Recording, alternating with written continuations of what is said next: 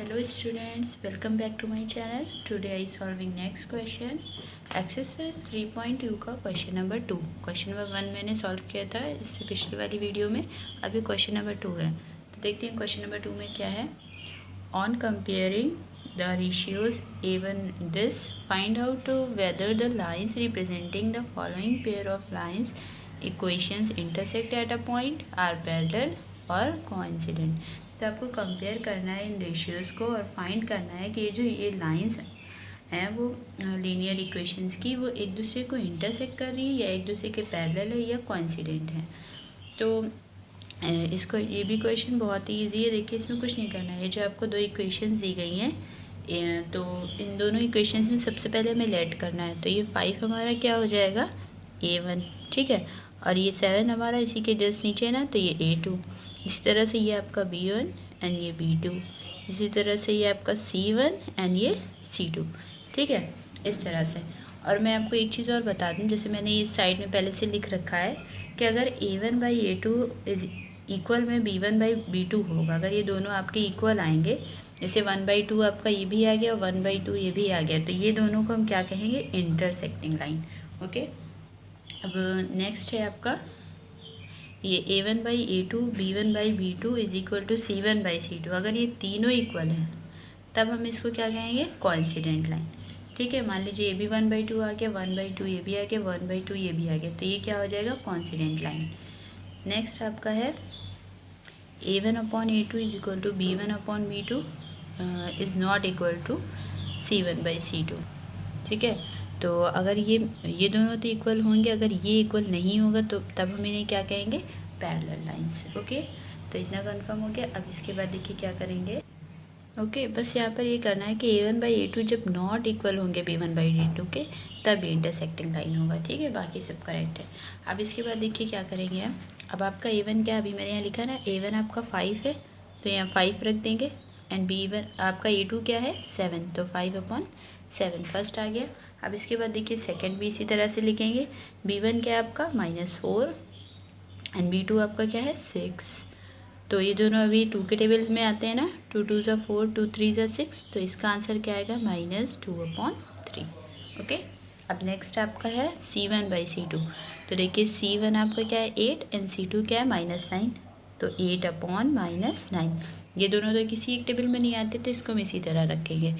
अब इसके बाद देखिए हम A1 A2 रखेंगे और B1 B2 रखेंगे, तो आपका आ जाएगा A1 A2 is not equal to B1 B2. बस अब हम क्या करेंगे, इन दोनों को देखेंगे. ठीक है, अगर ये दोनों इक्वल होते तो हम तीनों को लिखते, जैसे ये वाला आ जाता पैरेलल लाइंस, लेकिन हम क्या करेंगे, ये वाला लिखेंगे. और अगर तीनों इक्वल होते तो हम ये वाला लिख लेते.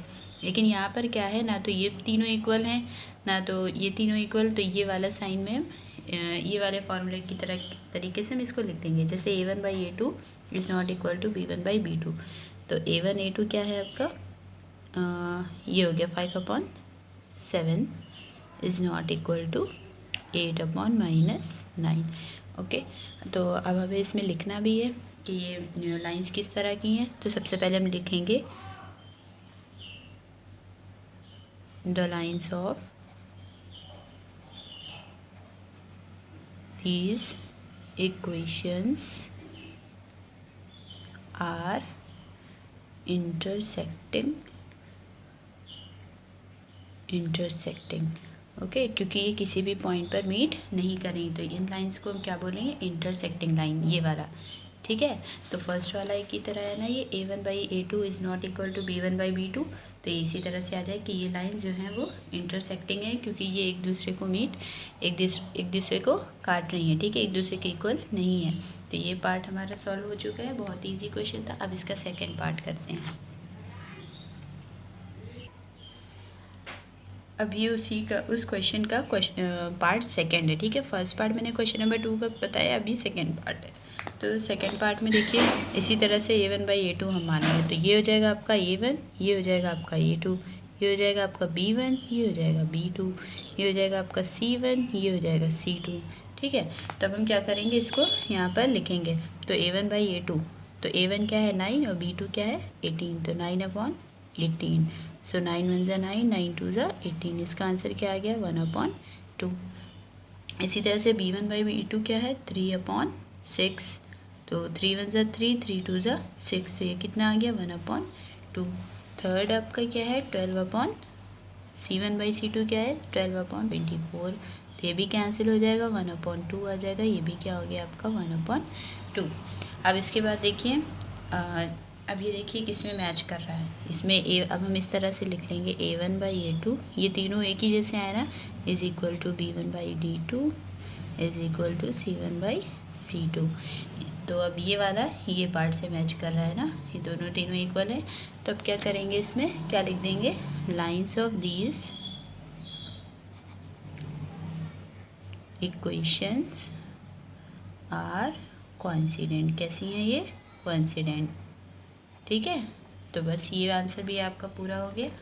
तो अब हम क्या करेंगे, अब हम इसका थर्ड पार्ट देखेंगे। थर्ड पार्ट देखिए आपका ये दिया गया है, इक्वेशन 2 दी गई लीनियर इक्वेशन, इसको भी हम इसी तरह से A1/A2 ये हो जाएगा आपका, B1/B2 ये हो जाएगा, एंड C1/C2 ये हो जाएगा आपका। ठीक है, अब इसके बाद हम उसी तरह से लिखेंगे A1/A2 B1/B2 एंड C1/C2। ठीक है, ये तीनों मैंने लिख लिए। अब इसके बाद इसकी वैल्यूज़ रख देंगे, तो 6/2 आ जाएगा यहाँ, तो ये कैंसिल होकर के क्या आ जाएगा 1 और 2, तो 2 1 ज़ा 2 और 2 3 ज़ा 6, तो यहाँ पर क्या आ जाएगा 3/1। ठीक है, अब b क्या है आपका -3 एंड B2 क्या है आपका -1, अगर कुछ नहीं है तो 1। ठीक है, तो ये भी आपका क्या आ जाएगा माइनस माइनस कैंसिल होकर के 3/1। फिर अब नेक्स्ट है आपका C1 आपका कितना है, यहाँ पर 10 दिया गया है और C2 9 दिया गया है, तो 10/9 इजी, तो ये आपका 10/9 ही रहेगा। ठीक है, क्योंकि ये किसी भी एक नंबर में नहीं आता जो कैंसिल हो जाए। तो अब देखिए आपका क्या है, ये और ये इक्वल है। ठीक है, तो क्या हम लिखेंगे A1/A2 is equal to B1/B2, और जब ये कंडीशन होती है तो मैंने आप लोग को बताया था कि जब A1/A2 और B1/B2 इक्वल होते हैं और C1/C2 नहीं इक्वल होता है, तो इन लाइंस को हम क्या बोलते हैं, lines of these equation are parallel. ये कैसी हो जाएंगी, पैरेलल। अगर मान लीजिए ये दोनों इक्वल नहीं होती तो हम C को नहीं लिखते और लिख देते हैं कि ये क्या है, इंटरसेक्ट है। और अगर ये तीनों इक्वल होती तो हम लिखते कोइंसिडेंट है।